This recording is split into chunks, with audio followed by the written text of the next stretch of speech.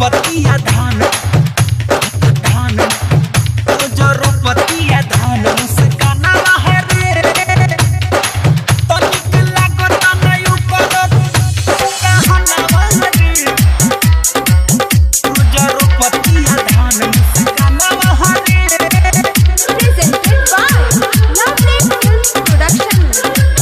रोज रोपतिया धान मुस्काना रे। आप सुन रहे हैं अमित पटेल की आवाज में। हर चैत में कैला सकटनी रे तब नहीं ओकरा के डटनी रे ए यार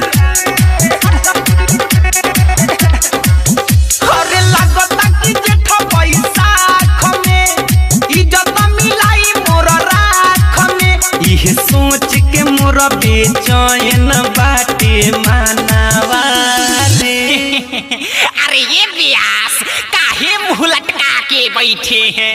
हर का बताई तनिक लागता नहीं ओकर रहनवा रे रोज रोपतिया धान मुस्कानवा रे निक लागता नहीं ओकर रहनवा रे रोज रोपतिया धान मुस्कानवा रे रोज रोपतिया धान मुस्कानवा रे तनिक लागता नहीं ओकर डीजे विकास रीगा सीतामढ़ी। रोज रोपतिया धान मुस्कानवा रे रोज रोपतिया धान मुस्कानवा रे Presented by Lovely Films Production।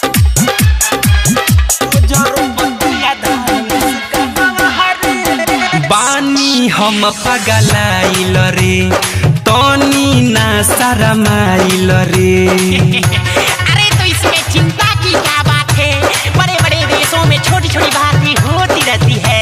अरे बानी हम पगलाइल रे तनी ना शरमाइल रे दिन भर घूमे खेते खेते बहुत बियाया गराइल रे दिल पर चोट बला गल रे कर के उ छोड़ी पागल रे सब माटी में मिलावे मोरा यार मनावा रे अरे जाए दम मर्दे, कमाते नु बिया, तुम मजा करो।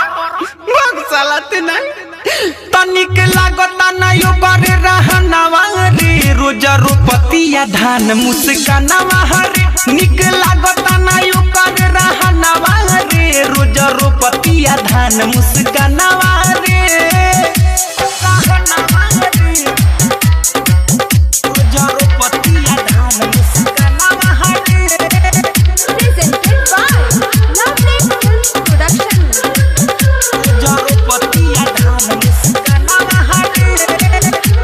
आप सुन रहे हैं अमित पटेल की आवाज में।